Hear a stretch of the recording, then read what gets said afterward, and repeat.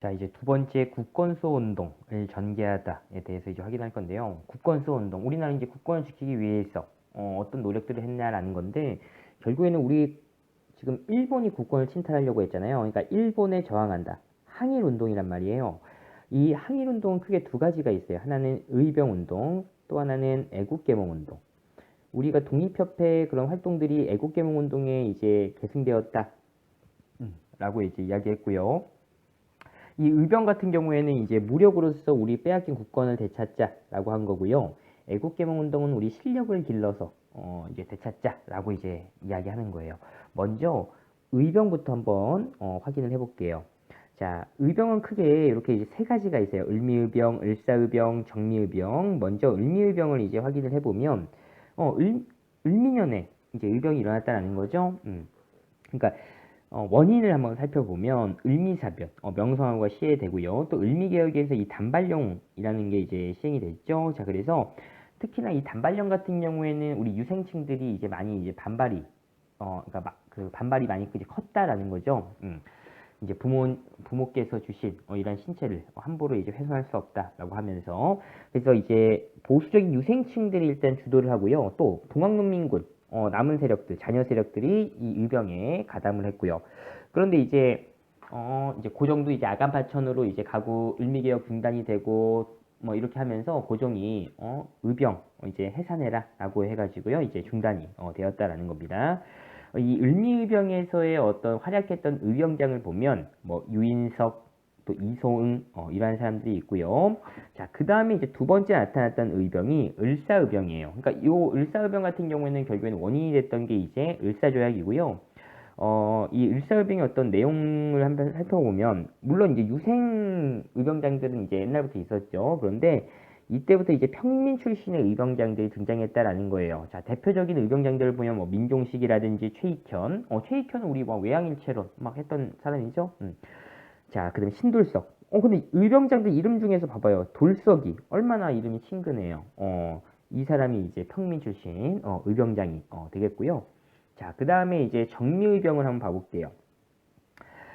결국에는 이제 이때 1907년에 고종이 이제 강제 퇴위가 되고요. 또 군대까지 해산이 됐다라는 거죠. 그래서 해산된 군인이 이제 의병에 이제 합류가 되면서 이제 의병 전쟁으로 이전에는 뭐 의병 운동이다라고 하면 이제 군인들까지 합류가 됐으니까 이 의병의 어떤 조직력, 전투력까지 이제 향상이 되면서 이제 의병 전쟁 뭐 이런 식으로 이제 확대가 되었다라고 이제 볼 수가 있고요. 자, 그래서 전국 각지에서 일어난 이러한 의병장들이 이제 모여가지고요. 이제 서울 진공작전, 서울로 나아가서 지금 일본을 몰아내자라는 작전을 세워요. 그러면서 이 13도 이제 지역 13개 지역에서 의병이 이제 의병군이 그러니까 만들어져요. 그게 이제 13도 창의군이라고 이제 부르고요. 이걸 이제 해가지고 이제 서울 진공작전을 펼치려고 했으나 결국에는 실패로 끝나게 되었다라는 겁니다. 당시에 이제 이 참고로 활약했던 의병장이 뭐 이인영, 허위, 안규용 막 이렇게 있는데 이 13도 창의군의 대장이 결국엔 이인영 이라는 사람이었어요. 참고로 이제 보고요. 자, 그 다음은 이제 우리가 애국개몽 운동을 확인할 건데요. 일단 이 애국개몽 운동이 뭔지를 좀 이제 기억을 해야 되고 이 애국개몽 운동으로 이제 그러니까 애국개몽 운동을 한다라고 하면서 여러 단체들이 만들어지거든요. 그 단체들의 명칭과 그 다음에 그런 이제 그 활동 내용들을 여러분들이 기억을 해야 돼요. 자, 일단 이 애국개몽 운동 같은 경우에는 이 을사조약을 체결하기 그 전후에 이제 등장을 했는데 뭐 개화지식인과 개혁적 유생들 참여했고요. 그다음에 개화운동, 그다음에 독립협회의 정신을 계승했다라는 거예요. 자, 이 애국개몽 운동의 목표는 자, 결국에 실력을 기르자라는 거예요. 우리 실력을. 자, 뭘 통해서? 교육과 산업, 지능을 통해서 우리 실력을 기르자. 그래서 국권을 회복하자. 이렇게 이제 주장을 하는데, 이 애국개몽 운동으로 이제 활약했던 단체들이 지금 여기 크게 네 가지 단체들이 나와요. 이 네 가지 단체들의 어떤 이제 활동들을 여러분이 기억을 해야 되는데, 먼저 보안회라는 단체 같은 경우에는 당시 이제 러일 정지 중에서 일본이 우리나라 황무지, 그러니까 놀고 있는 땅을요, 개간권을 달래했어요. 그러니까 쓸모 있는 땅으로 만든다라는 거야. 쓸모 있는 땅을 만들어서 결국에는 자기네들이 갖겠다라는 거예요. 그래서 이거를 철회시켰다라는 거 여기 확인하고요. 그 다음에 이제 헌정연구회라는 단체가 있어요. 자, 이 헌정연구회 같은 경우에는 어떤 근대적인 입헌 정치체제. 여기서 말하는 입헌 정치체제라는 거는 입헌, 헌법이 이제 만들어졌다 이런 거야. 그래서 옛날에는요, 그러니까 왕이 있으면 왕이 이제 제일 위에 있잖아. 왕이 막 법도 만들고 그러잖아. 그러니까 법보다 왕이 더 세단 말이야. 입헌 정치체제라고 하는 거는 왕보다 법이 더 위에 있는 거예요. 그래서 왕도 법을 따라야 되는 그런 체제예요. 이런 식으로 이제 정치개혁 주장을 했고요. 이 헌정연구회를 계승한 게 바로 이제 대한자광회라는 단체예요.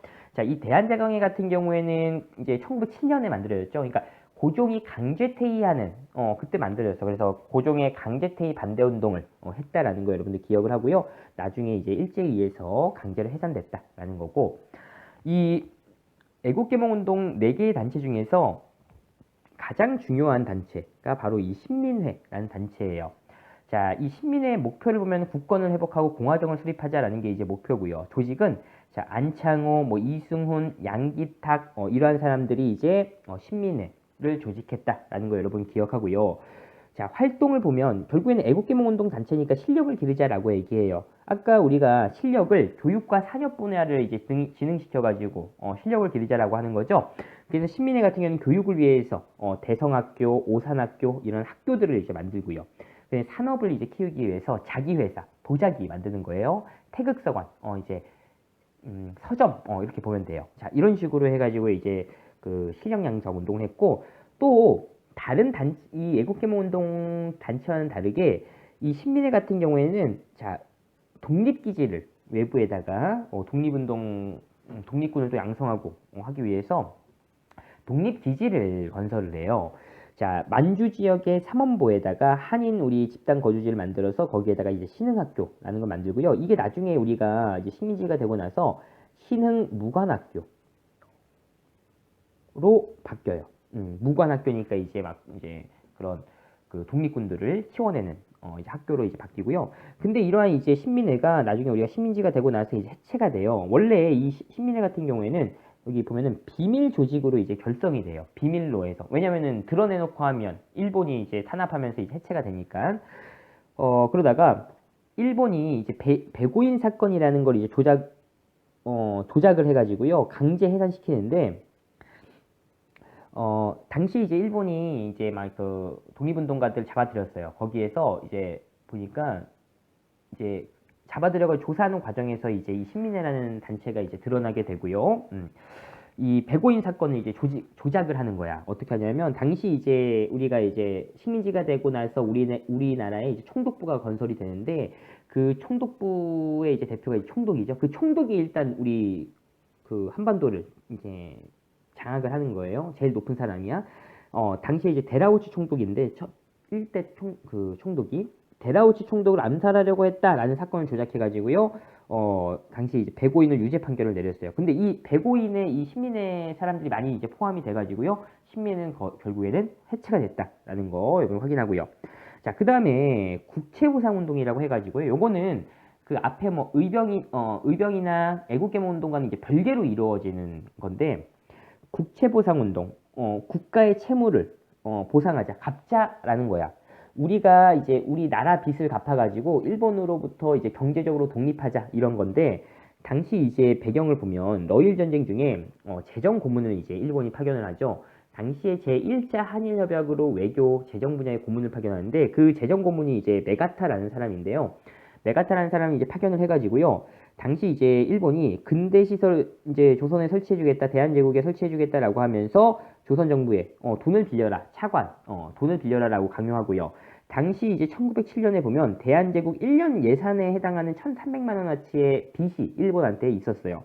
이렇게 되니까 우리가 경제적으로 이제 어떻게 보면 예속이 된 거야, 일본한테. 그래서 일본의 진 빚을 갚아가지고 우리가 이제 자립하자, 경제적으로 독립하자라고 했던 운동이에요.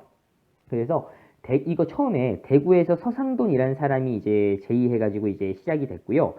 이게 전국적으로 이제 확산이 되고, 막 이제 금주, 금연, 귀금속 이런 걸 이제 팔아가지고요. 모금 운동을 했는데, 결국에는 이제 거의 1,300만 원 가까이 모았는데요. 결국엔 당시 이제 통감부의 방해로 중단이 되었다라는 겁니다. 그 다음에 참고로 보면 우리가 이제 현대에 와서 우리가 이제 이제 김영삼 정권 때, 이제 우리 경제 상황이 이제 안 좋아져 가지고요. 국제통화기금 IMF에 이제 돈을 빌리게 되고요. 그때 이제 김대중 정권으로 이제 넘어와서 우리가 이제 금모으기 운동했다라는 거죠. 우리나라 빚 갚자라고 하면서 그거랑 어떻게 보면은 일맥상통한다라는 거예요. 자, 이렇게 이제 확인을 할 수가 있고요. 자, 이렇게 해서 일단 우리가 이제 오늘 의병 애국革命운동 그다음에 국회보상운동 이렇게 해서 마치도록 할게요.